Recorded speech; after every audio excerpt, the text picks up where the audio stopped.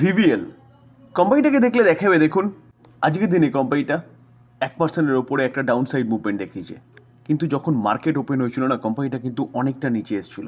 দেখুন লো দেখলে দেখা যাবে কোম্পানিটা আজকের দিনে 610 মতন লো মেরেছে, যেখানে এই কোম্পানিটা আজকে এতটা পড়েছিল কেন? কালকে ক্লোজিং প্রাইস দেখলে দেখা যাবে 630, সেখান থেকে কিন্তু অনেকটা পড়েছে। পড়ার পরে কোম্পানিটা কিন্তু কামব্যাক করেছে। এটা হচ্ছে ভালো কোম্পানির বৈশিষ্ট্য, যেখানে কোম্পানিগুলো কোনো কারণে পড়েছে ঠিক আছে, ভালো কোম্পানি সবসময় কামব্যাক করে। সে মার্কেট যখন কোলাপস করে তখনও, বা কোভিডের সময় আমরা দেখেছি, বা রিসেন্টলিও কিন্তু এখন মার্কেট পড়ছে। তো ভালো ভালো কোম্পানিগুলো চুজ করতে হবে। তো স্যার এই কোম্পানিটা পড়েছিল কেন? এই কোম্পানিটাকে নিয়ে কিন্তু একটা নিউজ পাওয়া যাচ্ছিল, যেখানে কোম্পানিটা অবশ্যই ভালো নিউজ তাও পড়েছে কেন, চলুন জিনিসটা নিয়ে একটু বোঝার চেষ্টা করি। স্যার কোম্পানিটা ফান্ড রাইজ করছে কত? 7,500 কারোর ভায়া কিউআইপি প্রসেস। তো স্যার এই কিউআইপি প্রসেসে ফান্ড রাইজ করছে। তো ফান্ড রাইজ কখন, মানে কিউআইপি প্রসেসে করতে গেলে কি করতে হয়? ডিসকাউন্টে আনতে হয়। তো ফ্লোর প্রাইস কিন্তু অনেকটা নিচে রাখা হয়েছে। এটা হচ্ছে খারাপ নিউজ। আর ভালো নিউজ কেন বলছি? কারণ কোম্পানি যে ফান্ডটা রাইজ করছে না 7,500 কারোর, এই ফান্ডটা দিয়ে কোম্পানি কিন্তু তার বিজনেসটাকে এক্সপ্যান্ড করবে। তো এটা হচ্ছে ভালো নিউজ। দেখুন দেখলে দেখা যাবে কোম্পানি 13,028 কারোর শেয়ার তারা কিন্তু কিউআইপি প্রসেসে আনতে চলেছে। এবং তো কোম্পানিটার ফ্লোর প্রাইস কত রাখা হয়েছে? ফ্লোর প্রাইস রাখা হয়েছে 594.56। তো প্রিভিয়াস ক্লোজিং প্রাইস থেকে কিন্তু অনেকটা ডিসকাউন্টে রাখা হয়েছে। যেখানে স্যার আমরা কিছুদিন আগে দেখেছিলাম যে এইচএসবিসি একটা গ্লোবাল ব্রোকিং হাউস, তারা এই কোম্পানিটাকে বাই রেটিং দিচ্ছে এবং টার্গেট দিচ্ছে কত? 780। তো কারেন্ট মার্কেট প্রাইস থেকে অনেকটা আপসাইড মুভমেন্টের কথা বলছে। Q2 এর যে রেজাল্ট প্রেজেন্ট করেছে সেই রেজাল্টও কিন্তু কোম্পানিটা ফাটাফাটি করেছে। বিজনেস কি করে? পেপসিকোর যতগুলো প্রোডাক্ট আছে সব প্রোডাক্ট কোম্পানিটা বোটলিং, ম্যানুফ্যাকচারিং এবং ডিস্ট্রিবিউশনের কাজ করছে ইন্ডিয়া নয়, ইন্ডিয়া সহ টোটাল 14টা দেশে। তো স্যার ব্যাপক বড় বিজনেস। কোম্পানি কন্টিনিউয়াসলি তার বিজনেসটাকে এক্সপ্যান্ড করছে, যার জন্য কোম্পানি ভালো রিটার্ন দিয়েছে। কোম্পানিটা নিচে এসেছিলো হাই থেকে, 681 হাই মেরেছিল, নিচে এসেছিলো, কিন্তু ভালো কোম্পানি আমি সবসময় বলি না যে কামব্যাক করবে। দেখুন কোম্পানিটা লাস্ট 1 মাসে দেখলে দেখা যাবে কোম্পানিটা প্রায় 8% মতন ওপরে উঠেছে। 6 মাসে দেখলে দেখা যাবে কোম্পানিটা 3% মতন আপসাইড মুভমেন্ট দেখিয়েছে, যেখানে মার্কেটের প্রেশারের জন্য কোম্পানিটা নিচে এসেছিলো, সেখান থেকে কিন্তু অনেকটা ভালো কামব্যাকও কোম্পানিটা করেছে। আমরা যদি কোম্পানিটার 1 বছর রিটার্ন দেখি 50% রিটার্ন দিয়েছে। আমরা যদি কোম্পানিটার 5 বছর রিটার্ন দেখি দেখলে দেখা যাবে 862% রিটার্ন দিয়েছে। তো কোম্পানিটা এই প্রাইসে থাকতো না, কারণ কোম্পানিটা অনেকবার কর্পোরেট অ্যাকশন দিয়েছে, স্প্লিট এবং বোনাস।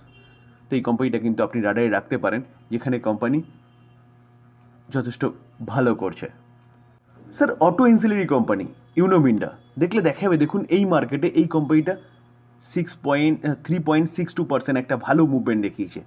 যেখানে এই কোম্পানিটা যদি আমরা রিটার্ন দেখি দেখলে দেখা যাবে 1 বছরে কোম্পানিটা 64% রিটার্ন দিয়েছে। এখনও পর্যন্ত দেখলে দেখা যাবে কারেন্ট মার্কেট প্রাইস থেকে কিন্তু অনেকটা নিচে আছে। কত হাই মেরেছিল? 1255। তো সেখান থেকে কোম্পানিটা চলছে কত? 1078-এ। রেজাল্ট যথেষ্ট ভালো হয়েছে। মার্কেটের প্রেশারের জন্য কোম্পানিটা নিচে এসছে। কোম্পানি কিন্তু ভালো কোম্পানি, আবার কামব্যাক করছে। তো অটো এনসিলারি এর ডিমান্ড কন্টিনিউয়াসলি বাড়ছে। কেন বাড়ছে? কারণ ইলেকট্রিক ভেহিকেলস আসছে। তো ইলেকট্রিক ভেহিকেলস আসছে জাস্ট শুরু বলতে পারেন। তো নতুন ইলেকট্রিক ভেহিকেলস, নতুন কম্পোনেন্ট লাগবে। তো এই কোম্পানিগুলোর কিন্তু বিজনেস বাড়ছে। তো এই কোম্পানিটা আপনি রাডারে রাখতে পারেন, যেখানে এই company fundamental strong company, long term ইনভেস্টমেন্টের জন্য বেস্ট কোম্পানি। আমরা যদি কোম্পানিটার 5 বছর রিটার্ন দেখি দেখলে দেখা যাবে 5 বছরে 517% রিটার্ন বানিয়ে দিয়েছে। আমরা যদি ম্যাক্সিমাম চার্ট প্যাটার্ন দেখি না দেখলে দেখা যাবে দেখুন 17,866%, যেখানে প্রতি কটা কোম্পানি অটো সেক্টরের কোম্পানি 2017, 18 থেকে 19 ডাউনে এসেছিলো, এই কোম্পানিটা কিন্তু একই জায়গায় কনসিডার করছিল। কারণ কোম্পানিটার সারা ওয়ার্ল্ড বেসিস ক্লায়েন্ট রয়েছে। টয়োটা থেকে শুরু করে BMW থেকে শুরু করে বিদেশি বলুন দেশীয় বলুন, যার জন্যে কোম্পানিটার কিন্তু যে প্রোডাক্ট সেই প্রোডাক্টের ডিমান্ড কন্টিনিউয়াসলি ছিল, যার জন্য কোম্পানিটা সেই সময় কনসিডার করেছিল। তো এই কোম্পানিটা আপনি রাডারে রাখতে পারেন লং টার্ম ইনভেস্টমেন্টের জন্য। এই জায়গা থেকেও কোম্পানিটা বাই করা যেতে পারে, কারণ কোম্পানিটা অনেকটা আন্ডার ভ্যালু চলছে। স্যার আদানি গ্রুপের প্রতি কটা কোম্পানি দেখলে দেখা যাবে কিন্তু এরকমই একটা ডাউন সাইড মুভমেন্ট দেখিয়েছে। দেখুন আদানি পোর্ট 13% মতন ডাউন সাইড মুভমেন্ট দেখিয়ে ক্লোজিং দিয়েছে। আদানি এন্টারপ্রাইজ দেখুন 23% ম্যাসিভ গিরাভার দেখা গেছে এই কোম্পানিটার মধ্যে। তো আদানি গ্রুপের প্রতি কটা কোম্পানি কিন্তু এরকম ডাউনসাইড মুভমেন্ট দেখিয়েছে। দেখানোর পিছনে কারণ কি? কারণটা আমি ডিসকাস করেছিলাম ফার্স্ট ভিডিওতে।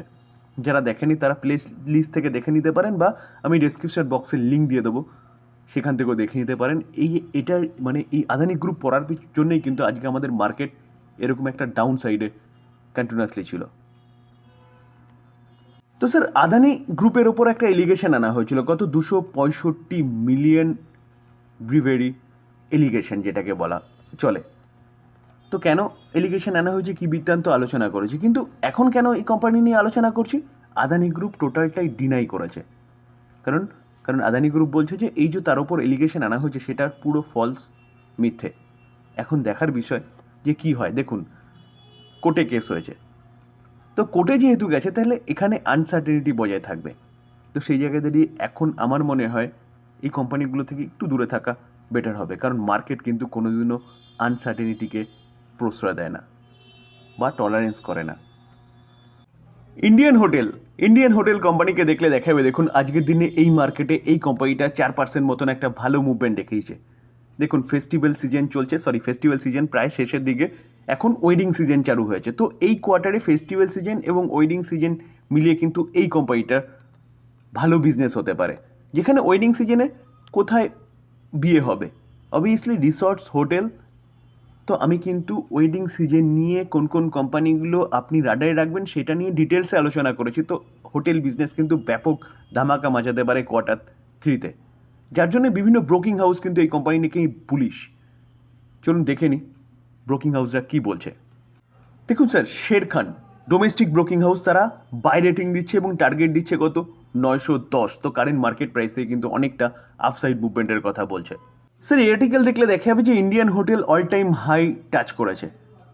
করার পিছনে কারণ জেফ্রিস এবং মর্গান স্ট্যানলি, দুটো গ্লোবাল ব্রোকিং হাউস, তারাও কিন্তু এই কোম্পানিটাকে নিয়ে বুলিশ এবং তারা প্রায় 20% আফসাইড মুভমেন্টের কথা বলছে কারেন্ট মার্কেট প্রাইস থেকে। স্যার, জেফ্রিসকে দেখলে দেখা যাবে বাই রেটিং দিচ্ছে এবং টার্গেট দিচ্ছে কত 900। তার পাশাপাশি মতিলাল ওসওয়াল, দিগ্গজ ডোমেস্টিক ব্রোকিং হাউস, তারাও কিন্তু এই কোম্পানিটাকে বাই রেটিং দিচ্ছে এবং টার্গেট দিচ্ছে 880। তো স্যার, ফান্ডামেন্টাল স্ট্রং কোম্পানি, এই কোম্পানিটার আপনি চিন্তাভাবনা করতে পারেন, কারণ ওয়েডিং সিজনে এই কোম্পানিটা ব্যাপক পারফরমেন্স দেখাতে পারে। তার পাশাপাশি লং টার্মের জন্য বেস্ট কোম্পানি, কারণ ইন্ডিয়ান হোটেল টাটা গ্রুপের কোম্পানি বলতে পারেন। এখানে তাজ হোটেল, মুম্বাইয়ের তাজ, সেটাও কিন্তু এই ইন্ডিয়ান হোটেলের আন্ডারে। তবে ডিসক্লেমার দিয়ে রাখি, কোনো বাই রেকমেন্ডেশন নয়। ভালো কোম্পানি, নিউজ ভালো পাওয়া যাচ্ছে, সেগুলো আপনাদের সামনে তুলে ধরার চেষ্টা করলাম, টোটালি লার্নিং পারপাস।